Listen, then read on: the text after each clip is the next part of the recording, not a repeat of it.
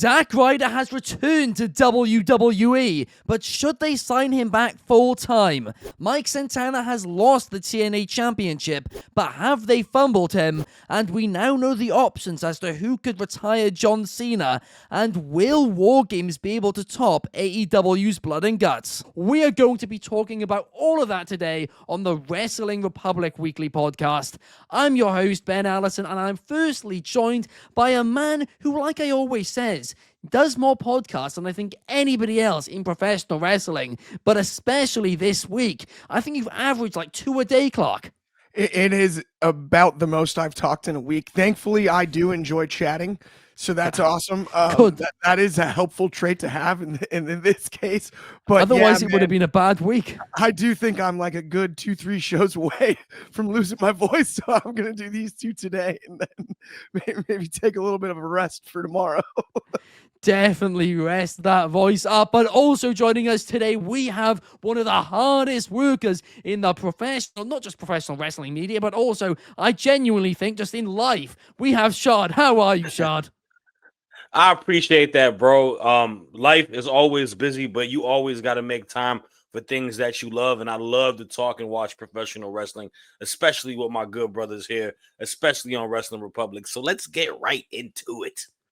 Absolutely. Out of the gates, let's talk about Zack Ryder. He joined the John Cena retirement last time his Now tournament. He lost to LA Knight, but he did return under the Zack Ryder name. Triple H did a photo with him. Chelsea Green did an Instagram post praising him, saying his 5 years of work paid off.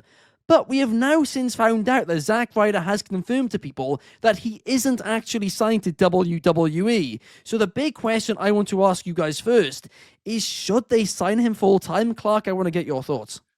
I mean, look, I actually think the answer to the question is yes, they should sign Matt Cardona full-time. Not Zack Ryder. Not necessarily Zack Ryder, right? Break out the Zack Ryder character when it's appropriate at times, like it was as a surprise matchup against LA Knight. I actually thought that I was cool with that. It was more surprising that it was Zack Ryder than had it been Matt Cardona in that situation. And I don't mind using that. It's not quite like the Faces of Foley. You're not stepping on other people that are potentially playing a role similar a la Bailey of late, right? It's not the exact same thing, but people do love to do the Ryder chants. They like to do all those things. So bringing it back as a nostalgia act every now and again, I don't mind. But I would actually prefer to see Matt Cardona, who did put the work in for the 5 years, as Chelsea Green mentioned on the Indies, be the one that we insert into the WWE picture here, because I do think he can be a good mid-card hand. Standing next to LA Knight, Zack Ryder, Matt Cardona, no matter who it was, you're sitting there and you look at the two, and I viewed them almost as equals. I did not view Zack Ryder as the WWE outsider, the indie guy that didn't quite have isn't in the majors and is getting an opportunity. That's not how I viewed it. I don't agree with you there, though, Clark, because it's not like these are two massively separate gimmicks. They're just not. I mean, basically, one's a babyface, one's a heel, and that's the extent of the difference. So I don't think he can go by both, and he's now picked Zack Ryder. I think he's got to stick with it, right? That's what the audience know him as. Unless he's on NXT as Matt Cardona. Well, unless he goes full broski, though, right? Like, that would have to be it. He'd have to go back to like the frosted tips, the sunglasses, talking like a total. Then you are just doing the Bailey, to Clark's point. Like I don't think you can really do it. I think you need to pick one or the other. Yes. You know what I think? What? I think he's the biggest hypocrite in the game. Well, he is. Yeah. And I'm not here to give him some big round of applause on CVV. He said Zack Ryder is dead. If he was to come back, he would be Matt Cardona. Okay? He came back as Zack Ryder. He came back with the music. I don't know if he's getting that same pop with whatever his regular song is in his Matt Cardona. I think a lot of it is because it's the woo, woo, woo and the radio song, and people are like, oh, snap. That's the thing. And that's where, look, you're a hypocrite, man. I'm sorry. Like, you legitimately have been crying and begging about, oh, they don't want to come. They don't want to. I never heard that they're going to sign me back. And like, you want to come back, and you came back on their expense. Now, he's not signed. I know that. But if they offer him a contract to come back as Zack Ryder, I would not be surprised if he does it. Yeah, I mean, I'm going to say this, though, right, because you can call him a hypocrite. Factually, he is a hypocrite, but I don't blame him, because to Chelsea Green's point, for 5 years, he worked really hard, and he made it clear he wanted to return to WWE, and he wanted to return as Matt Cardona, clearly for the reason I think you just gave. They didn't want to do that. It didn't make sense to them, so in the end, he just decided, okay, well, screw it. I want to make this work. I want to return, so I'll just do it by their terms and by the Zack Ryder gimmick, and I don't blame him for that. I mean, this is a compliment. The guy's a carny. He's one of the biggest carnies in the business. It's old school. It's a throwback. Like, are you kidding me? You give him a paycheck, he'll be Zack Ryder any day of the week. Even when he said it on CVV, then I was like, yeah, right, Matt. Sure. Yeah, but Look, you might not be wrong. I'm just saying, man. Like, I don't blame him. I don't actually mean it as disrespectfully in any way. I don't blame him. But to answer your question though, obviously, Ben, should they sign him?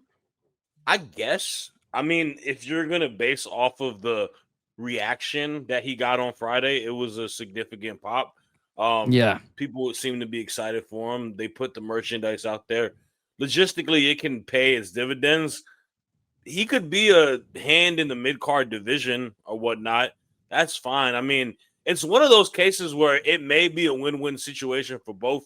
They could use another guy.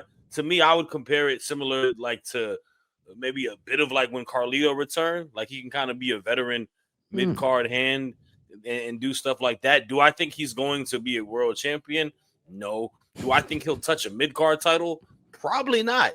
But he can, you know, I don't think he doesn't. Cardona is a very good wrestler. Like he's just good. He doesn't do anything extraordinary to me. Like that goes with his in-ring work. That even goes with his mic skills and character. I don't think he's bad, but I just think a lot of it, like how he got popular was so gimmick driven. Like, and I don't know. Yeah, I do see your point, and a lot of people were saying on Friday night, oh, he's returned, it's like Cody Rhodes, and I kept seeing it on my timeline, Cody Rhodes, Cody Rhodes, Cody Rhodes. Firstly, Cody Rhodes was quite a number of years younger than Zack Ryder when he's returned, right? He's 40 now, he's almost 41. And no, that does mean something, it does. That's why it was different. Well, yeah. Well, secondly, Cody Rhodes is a bigger star. But if Cody Rhodes returned when he was 40, there was no way he would have had that same song and dance. That would not have happened. It would not have. I would have flipped the order. It's just the reason that there's a big difference between Cody Rhodes and Matt Cardona, Ben. I get where you're there coming is. I from, agree man. with that too. But the age is a factor. But it's not the age gap. No, it partly is. Because they needed a new face of the company. Dude. If Cody was 40 at that time, they wouldn't have done it. But I think he was 37, I believe. That's so ridiculous. No. It's not ridiculous. Cody Rhodes. It's not ridiculous. We talk Cody about Rhodes this time and time again. It takes time to make a main eventer. If Cody Rhodes returns at WrestleMania 38, the same age as Zack Ryder wrestled on Friday night to the day, in an alternate universe, he gets the exact same reaction. The story gets finished. We're in the same dang place. No. The only difference same reaction. You're just worried about his age, unlike the rest of the roster. Genuinely, he would not have won. He would not changes. have won that WWE Championship, or at least at WrestleMania, he wouldn't have. That crowd was craving it to be Cody Rhodes as the surprise. That crowd went ballistic. That day, I agree. Cody Rhodes the to next be year, the surprise. no way would he have won the Rumble. It would not have mattered. No, absolutely. I could not disagree more. Honestly, that is the silliest. If you're trying to tell me, honestly, wait, let's flip the scenario then. If Matt Cardona was Cody Rhodes' age, then would it be the same thing on SmackDown? No, because like I said it was twofold. Wait. I said it was twofold. I said it was twofold. I said it was with the age thing, but you led with the age thing. Which one? I led with the age thing, yeah. Because if you flip the scenario and Matt Cardona is Cody Rhodes' age on Friday night, it is not the same thing. No, it's not. I agree on that. But also, Cody would not have finished his story at WrestleMania 2 years in a row if he was 3 years older. 3 years older. That is unbelievable. No. That is crazy. No. Me and Shad even now, do you know why? Clark? to Even now, he's saying he's got maximum 3 years left. So guess what? When he's carrying this WWE Championship right now, he'd be retiring in a year. You know what? A year. change the schedule. I'm going to be on the show tomorrow because obviously I'm running out of time. I don't want to be aged out of the industry, Ben. I changed my mind. I don't want the day off anymore. Different between podcasting and wrestling, but no. If he were 3 years old, he would not have. But we've gone massively off topic. But Zack Ryder is not Cody Rhodes, but he might be the next big WWE superstar. That's not happening either. But he might be the next WWE signing. That is my point. But guys, up next, it is time for takes of the week, where we all give our take of the week. My take of the week is Carmelo Hayes needs to be the one to retire John Cena. We now know that almost the entire field for the Last Time Is Now tournament, apart from the surprise which we'll find out tonight on Raw. But I reckon that is going to be Joe Hendry, and I don't think he should be the guy to do it either. I know at this point it's likely going to be Gunther. He has to be the favorite. But like I've said before, I don't think he needs to retire John Cena. He's already retired Goldberg. He's already a star. I want this to make somebody. And somebody right now in WWE who needs to be made is Carmelo Hayes. Since he's been called up, let's just face it, he has lost so much momentum. And retiring Cena, he would get all that momentum back instantly. It would be a career-changing moment for Melo, and right now, based on the field that we have, he is the only name which makes an element of sense to me. Guys, I want to get your thoughts on it. Clark, kick us off. Of this list, it's so fascinating because I thought we made some great picks in the past, and they're missing from this list. Obviously, we do have the one surprise that remains. To be honest, Carmelo Hayes, I'm all for. I wouldn't also mind the upset of the century, Javon Evans. Just do it. Just I'd like that, actually. Strike while the iron's hot and let him pull a rabbit out of the hat. Javon, you talk about ruthless aggression. You talk about the age thing. It fits every single category available. And I like the idea of Javon Evans winning this tournament. I do hope that the surprise isn't Joe Hendry, and that's no knock on Joe Hendry. I hope it's something a little bit more unique than that, but I'm not sure that that's in the cards. Very interestingly, we just Adam Pearce posted a video to Twitter about an hour ago, and in it he said that not a single person has correctly predicted who the surprise entrant is going to be tomorrow, and that is something which I don't believe. I mean, surely somebody has predicted it. I mean, I think everybody's predicted everybody at this point. Yeah, pretty much any name that could be said, I think, has been said. But at the same time, if there is one that you can find that somehow makes a bit more sense, I'm for it. Joe Hendry, I don't know. I think Joe Hendry would be a little bit of a. To me, it's a little bit of a letdown. I'm going to be honest with you. Wow. I think his big time surprise moment already happened at Mania against Randy Orton. I don't like, you can't like this rinse and repeat of the song being the big moment for the crowd to pop. It's become so redundant. And also, like, he's on NXT, right? Like he's an NXT talent at this point. I don't know if technically he's still on TNA or not. There's a lot of, reports via dirt sheets. I won't go into context on that. But to me, he's a NXT talent because I see him on NXT every week. He's doing this whole thing with Thea Hill. It's not a surprise anymore. Like y'all run it. And if Adam Pearce is saying that, well, then I hope he's right. I hope that prediction that everyone is saying is incorrect. I would love it to be somebody completely different. You know what I'm saying? Like, I want it to be Dolph Ziggler. Nick Nemeth. Wow. That'd be a great one. Yeah, like he would be a fun one to come back to, obviously with the history that he's had, and it would be a nice one. To your point though, I think Carmelo Hayes winning it would be such a poetic justice thing, because if you don't recall, Carmelo Hayes' first notable thing he did in NXT was go against Adam Cole, and he did the ruthless aggression, and he smacked Adam Cole kind of similar to what John Cena did to Kurt Angle. And Carmelo Hayes is someone, like, we've talked about it so much on our shows, like something just hasn't like connected, and I don't even think it's his fault. I think he's one of those guys that does everything they ask him to do good. They just haven't asked him to do what he should be doing, and that could be a making moment. I don't think it's going to happen though. sadly.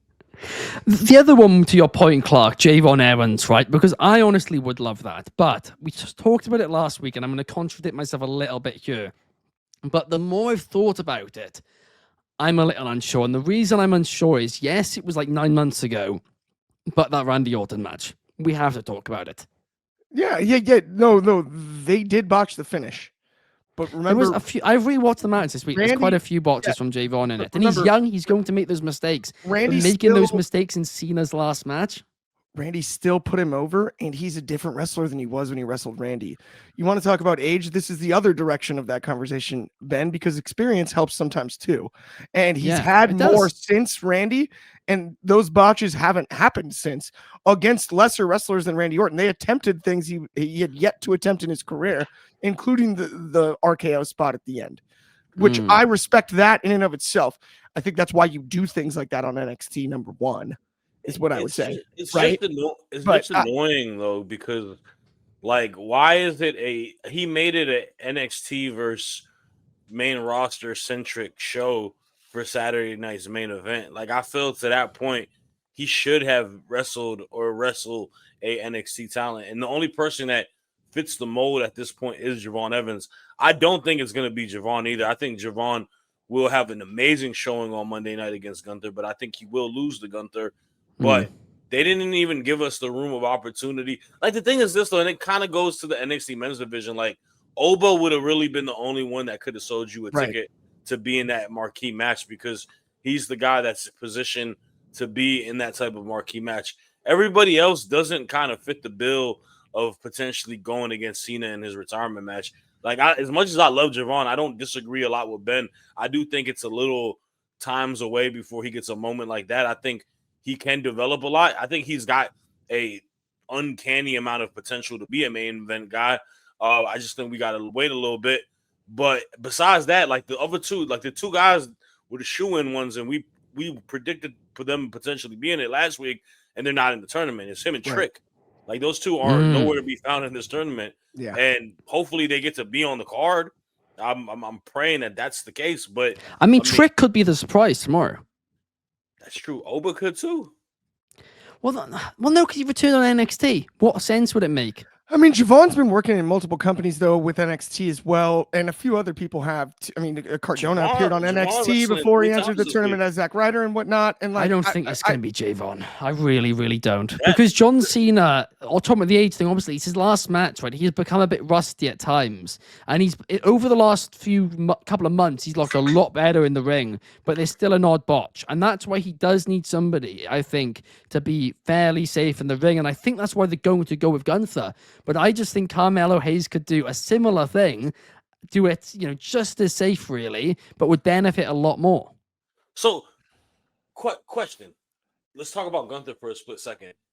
Do you think they are trying to put so much steam into him to be like Roman-esque, Cody-esque tier of main eventer, and it's just Brock Lesnar-esque? But why hasn't it connected yet? Yeah, and also he just does not have the accolades of Brock Lesnar to be like that. Like, it's not the right. That's what they're trying to do. Same. Triple H views him as Brock Lesnar. He thinks he is going to be next generation's Brock Lesnar. He's going to beat Cena at Saturday night's main event. He's going to then beat Lesnar at WrestleMania. And Gunther is going to be that guy. He goes for a few months. He comes back. He wins a title. Goes for a few months. Comes back. Wins a title. It'll be the same thing, rinse and repeat. And to your point, Shad, and I said it on the daily broadcast this week, the reason why it hasn't been connecting isn't because of Gunther. Gunther in ring puts on banger after banger. On the mic, when given a proper chance, he can cut fantastic promos. The issue is his creative, since losing the IC title, really, has been so lazy. His entire thing has always been the mat is sacred. Now suddenly he's cheating. It doesn't make sense. And his character's kind of just a little bit bland at this point. Yeah, a lot of it is the booking, but also like they give him a lot of they throw him a lot of bones, and it hasn't made him stick out any. Like, to me, I feel like he stood out. Maybe, and honestly, kind of stands to your point. He stood out more when he was the iconic Intercontinental Champion, and he was going through the rain and whatnot, and kind of washing people. And after that, like, that felt more like a main event guy rather than when he was actually the main event guy and he was the world champion. And it's weird, like even when he was world heavyweight champion, they didn't let him like mess with the big dogs. Like he wasn't in programs with Punk. That's true. He wasn't in programs with Seth. You know, like he was kind of still going against the quality of like upper mid card guys while he was. Right, to be fair, he wasn't in a program with Punk. He lost his title to Here's- Punk, didn't he? Well, yeah. Besides, I mean, prior, Yeah. like a build to Yeah, it, before though. that, yeah. Yeah. No, obviously he did. Yeah. I mean, here's my, But- here's my issue with Gunther right now, and I think he's an outstanding bell-to-bell wrestler. The idea of a Gunther John Cena match does nothing for me because all that you can do with those two in the ring stylistically is have Gunther absolutely pound John Cena into oblivion or Bolivian, in the words of the great Mike Tyson, for the first half of the match until we get the 5 moves of doom and the big comeback, and then you either make the decision to have Gunther be the ultimate career killer and retire John Cena and That's what they'll Goldberg do. in the same year, or John actually uses the 5 moves of doom to do the ultimate comeback, one last Super Cena, turns back the clock, and they go with the Sting route. And I do not like the way that would be booked compared to it's a blank canvas. If it's a Javon Evans, if it's a Carmelo Hayes, what they're capable of doing for Yeah, but who would they cheer for if it was Javon too? Like Melo's a heel. That's the other thing as well. Cheer for John Cena, no So matter what. So Javon, who's meant to be like the next big baby face, right? He's a very good baby face. Suddenly he's gonna get booed. I just don't think. It doesn't seem right to me, to be honest. The more I talk about it too, it has to be Melo or Trick, and I don't think Trick's gonna be here. Yeah, Melo makes as much sense as anything, actually, to your point, because of the heel aspect. Mm-hmm. I still don't think it'd be a problem. And I also think, for experience, I think Javon can handle it. The crowd's gonna be so hot. And John Cena wrestled the majority of his career with split crowds when it wasn't supposed to be that way. We know that, right? That's true. So I don't know. If anything, it's a non-issue.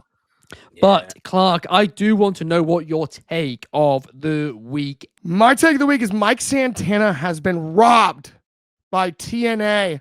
This is a guy that over the course of the last few years, since he split from Proud and Powerful and his old partner Ortiz, has completely reshaped his life and career. And he's on the run of the year. He was the lone bright spot in my eyes for TNA this whole year. And we finally give him the title.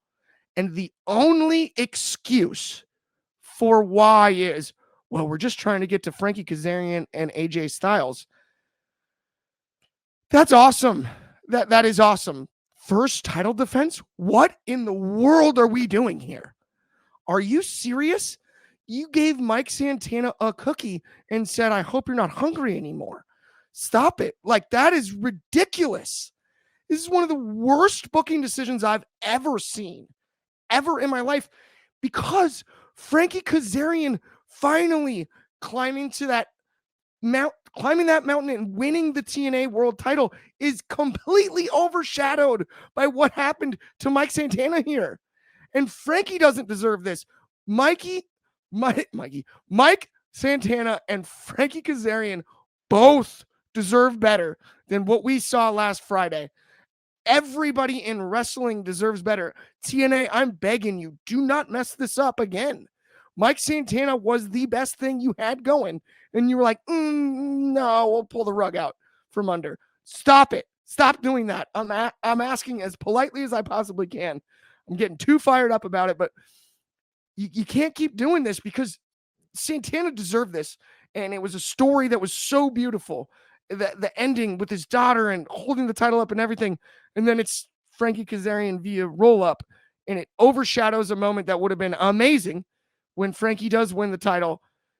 And it overshadows a run that was amazing that Mike Santana has put on over the last year. It makes me sad. Do you know what, Clark, right? Often here at Wrestling Republic, we don't talk about dirt sheets. And the reason we don't talk about dirt sheets is because I believe that wrestling should be spoiler-free. I don't like the idea of spoilers being reported on and talked about. I think it takes the fun out of wrestling a little bit. So while, I think some of the reporters who report this stuff are lovely people, I just disagree with them doing that, right? But this week, TNA Wrestling worked the media. They put out a story that Mike Santana had essentially walked out after losing the title. He was furious about it. He was no-showing events, and they told this to the media, and it turns out it was one big fat lie. And Fightful, Sean Rossap actually reported this as soon as it came out. And I don't blame him. He's been getting a lot of flack for it, right? But of any of the spoilers which you could spoil, one which was given to you to try and hurt the reputation of your company, I have no issue with him spoiling at all, because he is protecting himself there, and rightfully so. This entire situation by TNA has been a complete and utter fumble, to your point. Yes. Because there was no reason for him to lose the title. There was no reason to turn this into a work. Nobody is going to benefit from it. The only thing this has achieved is turning so many people off TNA. I don't understand what they are doing. I don't understand why, oh why, after your biggest event in years, you would take a 30-day break, an off-season. There is no off-season in wrestling. What are we doing? So basically, Clark, I completely agree with you. And this is the scariest part to me. Think of it this way. They took the biggest babyface in the company, biggest babyface champion they've had in quite some time. He loses, and then the follow-up is he's not showing up to work. So they double buried him. They double buried him. You confirm the story is like he's so pissed about the booking that he's not showing up to work. That means y'all aren't doing your job right. No, exactly. This is what I thought of too, because Shad, I know it's insane. I gotta hear what you think about this too. But like, dude, think about Stone Cold Steve Austin, right? Take your ball, go home. So beloved, take your ball and go home was horrible. But at his finest, he showed up to a toxic work environment and then flipped the birds to his boss and just would go to jail, and then he'd come back to work. Like it's about if you're gonna do the like he's rebelling against TNA, have him show up and do it at work. But it's not a good look to have it doesn't even make sense unless you're trying to turn Santana heel. No, but the funniest part about this, Clark, is they don't have a Vince McMahon. They don't have an authority figure who's a heel. The people who they're seemingly blaming are the NXT. I mean, the NXT team, D team, maybe. Hold up. Yeah, let's let's talk about that for a second, because LOL TNA at their finest per usual.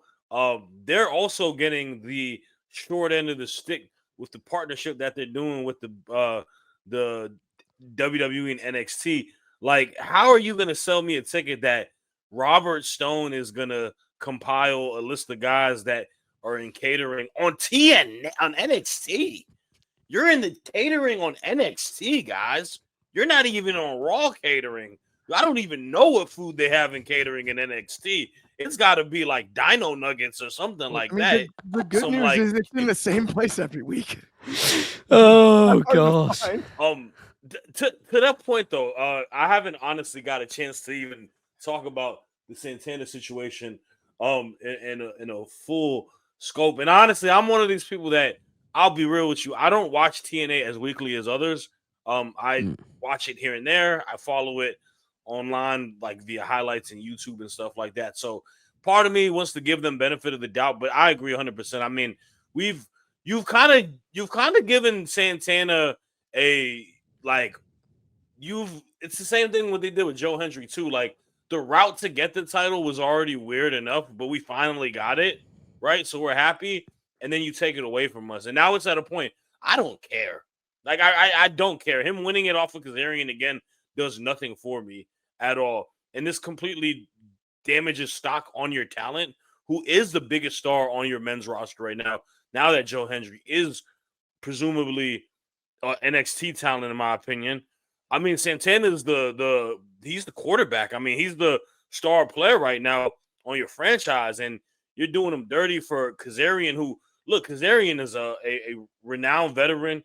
He deserves this moment at some point, but at this cost, it makes zero sense. This could have happened later on. It could have been a better story built to it. And it does make you not really want to watch TNA. TNA's programming is borderline unwatchable. Like, they don't have any. Wow. I don't know if is. I'd go that far. I wouldn't go that far because they do have some good pretty stuff, bad. but every good thing they do, they manage to mess up at some other point in the show. They got AJ Francis wrestling one of us, bro. They got a dude who does our job on the platform as a YouTuber and a podcaster, and he's wrestling AJ Francis. Respect to BDE, but come on, bro. Yeah, but he also has trained to be a wrestler for a few years and is quite good at it, to be fair to him. Do I need to? Is he young I enough actually to be a will main- defend is he that young one. enough to I be think a that's a main smart eventer? move. Is he young enough to be a main eventer? Oh, ha ha ha! No, I think there's a place on the roster for him. I really do. I mean, it's Logan Paul to a much, much lesser extent, but TNA is much, much lesser. No, TNA is much, much lesser a company than WWE is, right? So I think them getting somebody who does these gaming videos, who knows how to wrestle who cares about this industry and brings his audience to watch, I think it's smart. No, you're laughing. I think it's smart. This guy gets millions of viewers. You said Logan Paul. So number 2 promotion in the world to people apparently. It's not the number 2 promotion in the world. We've established this. No, well, hey man, Chris we had Jericho talked about that last week. Jericho told me it was, man.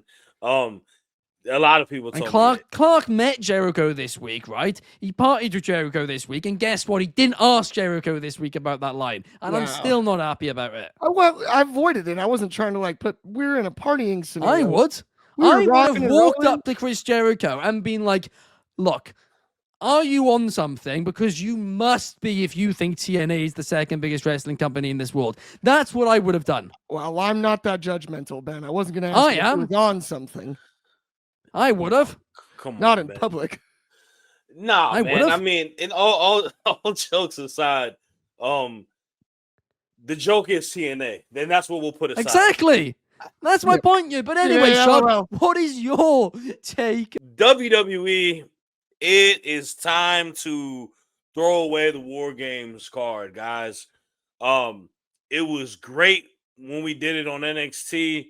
You had some phenomenal ideas with it, with William Regal, the whole War Games, and you had that grittiness. You had the talent going above and beyond, and it felt so memorable. Ever since they brought it to the main roster, it was cool when it initially happened. Progressively, it has gotten staler and staler and staler. And this year is a telling one because I think a lot of people expected AEW to get the egg on the face, having Blood and Guts a few weeks, same month as War Games. And a lot of people are like, they're going to look like fools and War Games will out-deliver. I don't think War Games is going to touch AEW's Blood and Guts this year at all.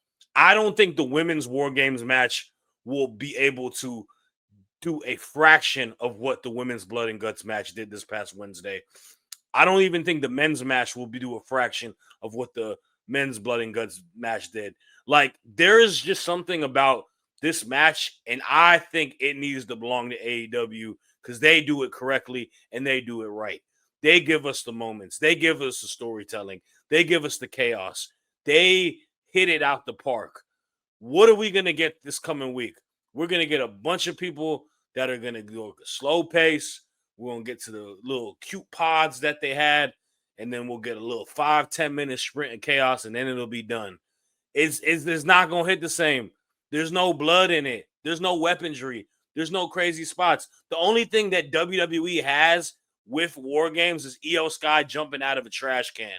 Besides that, nothing else is going to hit. And you can learn a lot from AEW because I think the women this past Wednesday set the bar to what War Games and Blood and Guts matches need to be. They had a damn near perfect match when you talk about storytelling, when you talk about memorable spots, when you talk about career-defying moments for people. It just clicked at all cylinders. And a lot of people were criticizing, saying, well, the talent disparity. Bro, there is not much difference of talent within these matches on Wednesday compared to the matches that are coming up in a couple weeks. Like, it is one of the more underwhelming stars assembled for these matches coming up in a couple weeks. Like, I'm looking at it and I don't see people that are going to make you really just be like, oh, man. And they go down the well and do the same stuff. The women's War Games match. How many times has Rhea Ripley got to break her nose? How many times does she got to break her nose before the month starts for her to build this up? It's so lazy. It's so redundant. And a lot of it is coming within the storytelling and the booking. Like, I feel like they've done such a putrid job booking this show, and it's telling, and it's gonna really show, especially on the men's side, because it's the Vision and Friends versus the Super Friends, and nobody cares because this feels like a Raw main event. So yeah, look, man, if they can't do it right, let that match stay with AEW. Y'all can go ahead and do your little cute Survivor Series style matches and stuff like that. Y'all could have done something cool, maybe done NXT versus WWE, Raw and SmackDown again. But you know what? It's time to rebrand yourself. War Games trips, it ain't working for you, buddy boy. All right. I'm going to answer this in two parts, right? Firstly, the AEW part of it.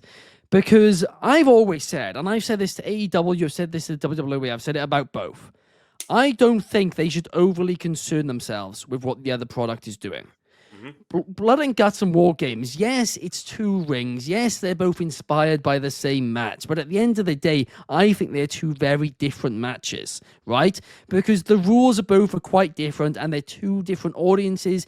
It's two different, really, stipulations. I think it's hard to compare them. I think AEW did a tremendous job this week, but I don't think that should mean in any way WWE should stop doing them because AEW, in your opinion, does them better.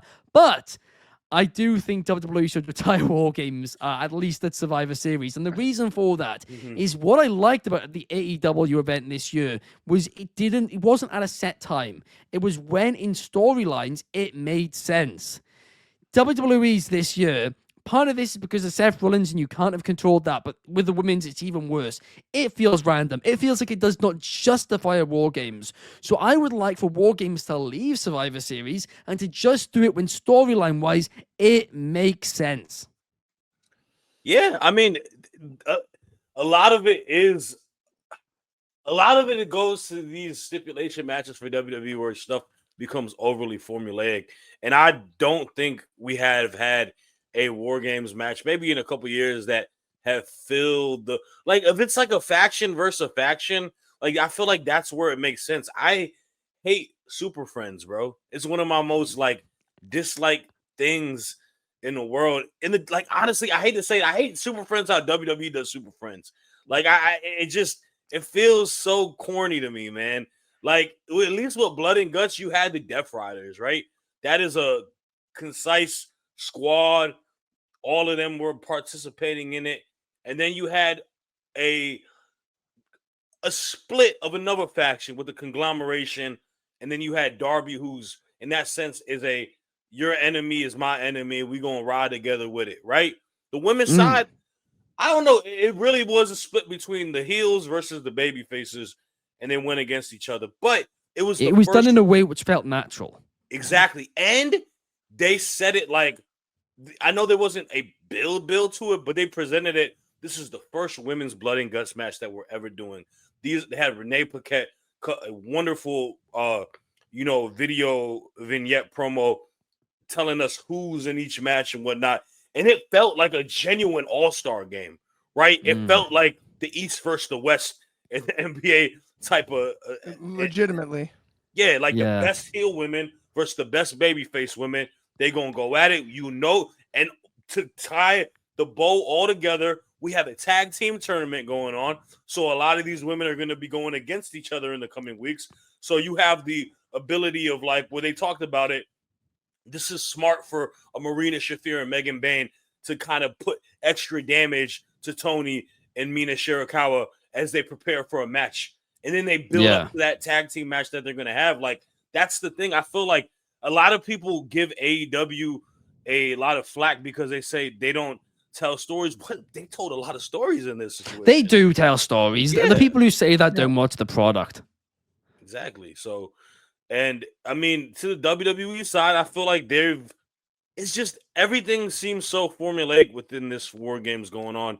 And it feels like we're formulating it because we know the War Games match is going to happen. And, like, look, man, I'll be completely honest with you. Like, I love the WWE. I still look at them as the face of professional wrestling for what they've established. But John Cena to me has been the only room of major excitement for me with the programming in the last, because we know that his run is almost Yeah, done. you're not wrong.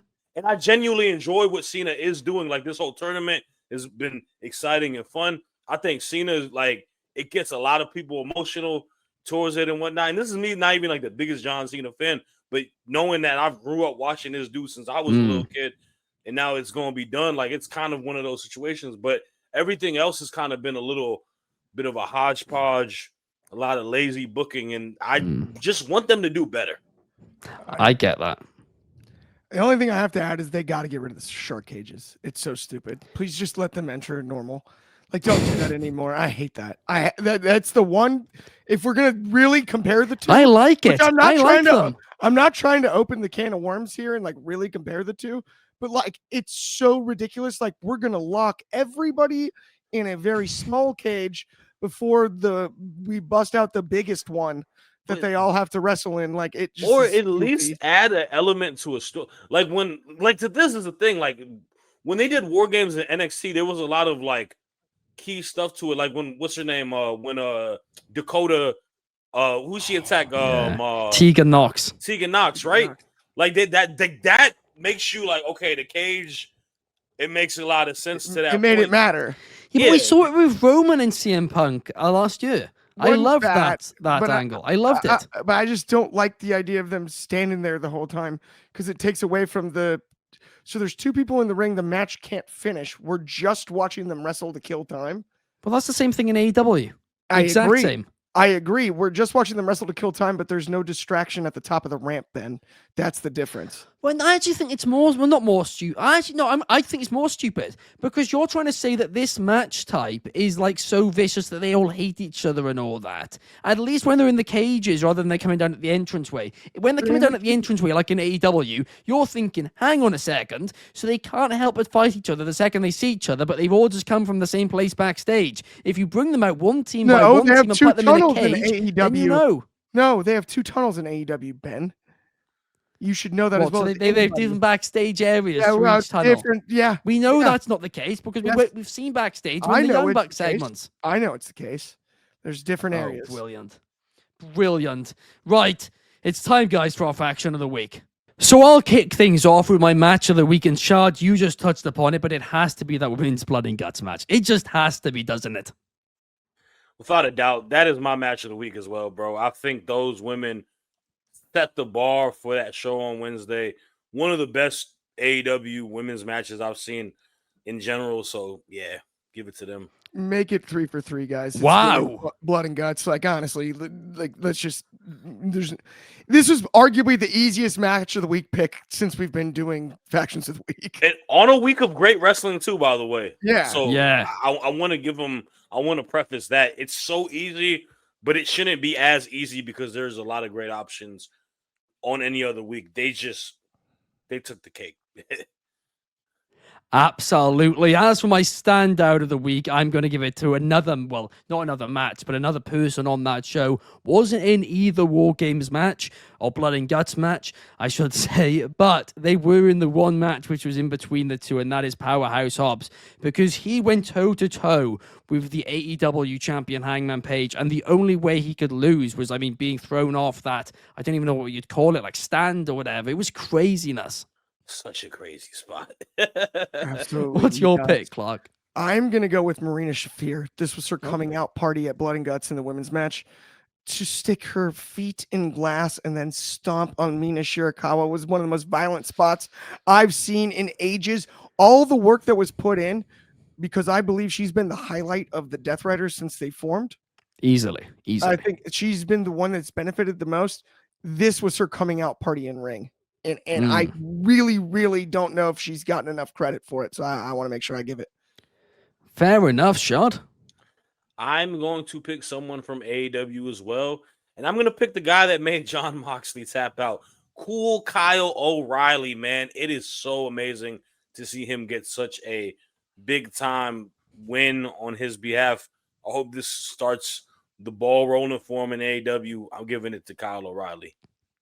Actually, that is a really great shout as well. I mean, look, the storyline's been that Moxley can't beat him and now he's lost to him. So I think that's going to be the downfall of the Death Riders. As for Talker of the Week, I'm going to be honest, there's not been many good promos this week. There really has not been. The one which I'm going to go for is a backstage promo from last night's AEW Collision, and that's actually the timeless one, Toni Storm. Look, we all know how good she is at promos now. It's no surprise, but Clark, what's your pick? Dude, I'm starting to be convinced that the only way that she doesn't win Talker of the Week on this show is if they just take the microphone away. It's also the timeless one, Toni Storm. She just doesn't miss. They have to take the mic away for her not to win Talker of the Week. Honestly, Shad? I'm going to pick John Cena, man. I really liked him talking on Monday night prior to the Intercontinental match. And I loved, most importantly, him talking about Saturday night's main event and prefacing that we will, get some keys to it and whatnot. So I'm excited for it. But yeah, I got Cena. Great pick indeed. As for Tag Team of the Week, I'm going to go for the new WWE Women's Tag Team Champions, and that is the Kabuki Warriors. Again, they're kind of the only option this week because there weren't many tag team matches in either company. But Shad, what's your pick? Yeah, sign me up for that too. Kabuki Warriors Tag Team Champs. My girl Kairi Sane doing what she does. Asuka doing amazing work. Congratulations to them. 3 for 3, Clark? Absolutely. And make it second all time because it's back-to-back weeks for me to Brodito for most times as Tag Team of the Week on the list, the Kabuki Warriors. They're catching up. It's either Brodito or the Kabuki Warriors. One of the two every single week. Up next, Show of the Week. I wonder what this is going to be. I have no idea. Clark? I'm going Blood and Guts, man. Come on. Like, it was just good. It was the best show of the week. We had a free pay-per-view on a Wednesday night, and who doesn't love that? And a really good time of year to do it. We're post-baseball, where there's no football on Wednesday nights. The NBA season is just super early. College basketball, not too much competition. It was the show of the night, Wednesday night, and that was cool. Shad? Obviously, that pay-per-view on Friday, I'm just joking around, Blood and Guts. Oh, I thought you TNA turned him. That would have been the wildest pick. Nah, man. The first episode of Impact back, even maybe. Maybe that could have been your show of the week. But no, I'm going to go 3 for 3. Blood and Guts. It has to be. To your point, Clark. I mean, not even... I'd go a step further than that. I think this was genuinely, and it sounds like we're glazing AEW a bit today, but genuinely, I think this was the best, potentially the best weekly show of the year by any company. If in terms of just a weekly normal show, because it was that good. It's been the best episode of Blood and Guts that they've ever done easily. I mean, again, easier because there's now 2 matches and they only had to do 1 in between. But even still, I think they just, from the start of the show to the end of the show, they had it perfect. And for that reason, I'm also going to give them promotion of the week as well. What's your pick, Clark? Same. Absolutely, man. Hard to deny. Collision was solid too. That's the other thing. Don't forget, Collision was good last night. Fair enough. Shad, what about you? AEW. Clean sweep. Wow. A lot of clean sweeps here today, actually. A lot of clean sweeps. But when it comes to Women's Wrestler of the Week, will we see another? Because for me, I am going to go with Megan Bayne. And the reason why I'm going to do this is, one, she looked great in that Blood and Guts match. But she's not only doing things right now in All Elite Wrestling, because she is also in the Tag League in Stardom. And she had 2 matches this week, right? She went from Japan to AEW for Blood and Guts, back to Japan in 1 week. Women's Wrestler of the Week, there's no doubt in my mind about it. Clark, what about you? Oh, she was born in the darkness. Give me Megan Bayne, no doubt about it. Absolutely. I got the same pick. I mean, dude, Stardom, the trips back and forth, and then she just absolutely covered in blood, walking out of the cage at Blood and Guts. Megan Bayne's awesome. There we have it, Shad. I'm going with Marina Shafir, man. A lot to what Clark said for his standout. I thought she made a career-defying moment. I think she just looked like an absolute monster, an absolute killer, and the finish of the match was so good. Give it to Marina. There we have it. Not quite a clean sweep for Megan Bayne there, but Marina is a great shout, so fair enough.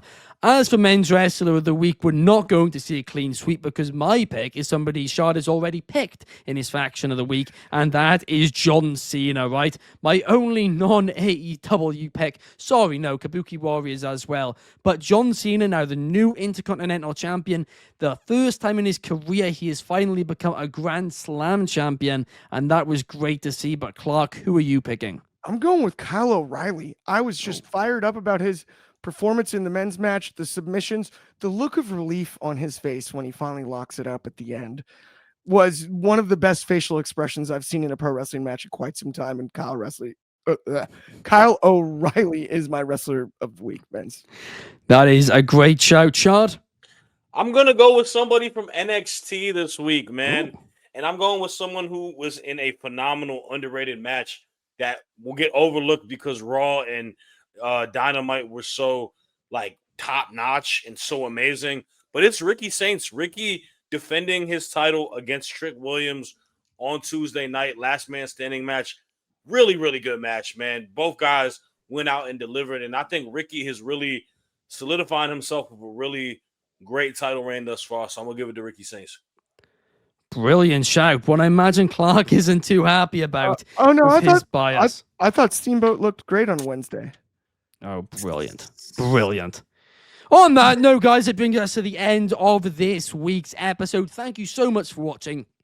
Please remember to hit that like button and subscribe if you haven't down below. We will be back same time, same place next week, but make sure to check out Wrestling Republic's daily broadcast every day live, 8 p.m. UK time, 3 p.m. Eastern, 12 p.m. Pacific. Thank you to Shad, thank you to Clark, and we will see you guys next time. Peace.